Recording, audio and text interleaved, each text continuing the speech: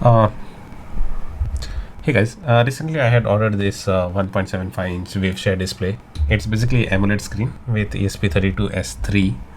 So let me quickly flip it over and show you what all it comes with. First, we can see there's a speaker terminal. It does come with a speaker, which is pretty good.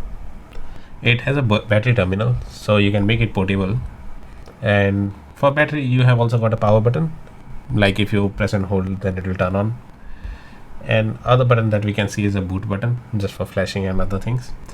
Then we see this shiny G, that is the GPS chip. So this is GPS enabled version. You have other version which is without GPS, and it's a bit cheaper than this. Then we have got is a IPEX connector for GPS antenna. We have a bunch of GPIO pins to extend and add another sensors if you want. We have got two microphones over here, and we have got a Type-C which we can use to power as well as program it. And then we have got a TF slot. We can just add a memory card to it, and yeah, we have got a nice shiny. Yeah.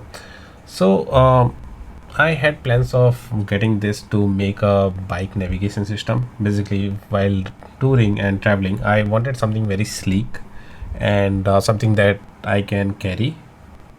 I did not want to use my phone or CarPlay devices. I don't like a bunch of things on my cockpit. I like it very clean. I was very inspired by Beeline Moto.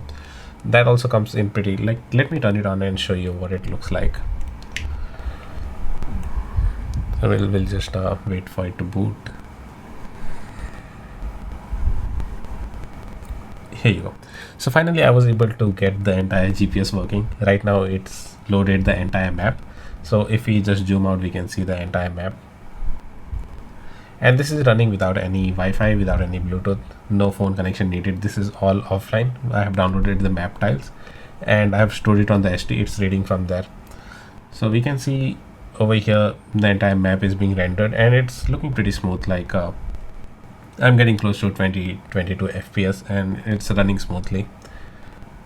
And the animation that you see is just a hard-coded animation of the GPX route, and the speed is hard-coded as well, like we are going at 120 speed.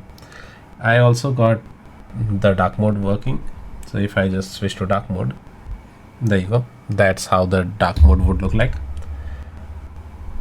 And I got the pan and zoom working, so that is something nice. So we can just pan around the map to see everything like that is there. Now the interesting part is this also comes with a IMU. So something interesting that I would like to add in coming days is braking. So it can detect how hard I braked or how fast I accelerated based on the IMUs. Also it can detect like the lean angles if I'm leaning somewhere. That would be something interesting to note down. I already have a device I would show in later videos that I was using so far. It's non-GPS, I mean it's no display, it's just an entire device that is sitting under my bike seat. So right now this is what I have. I'm pretty excited to get it working and it's looking pretty good and promising. So in the coming days I'll be adding a bunch of more features to this to show you guys like what its capabilities are. But for now this is what we have. Stay tuned for more videos and more updates to this project.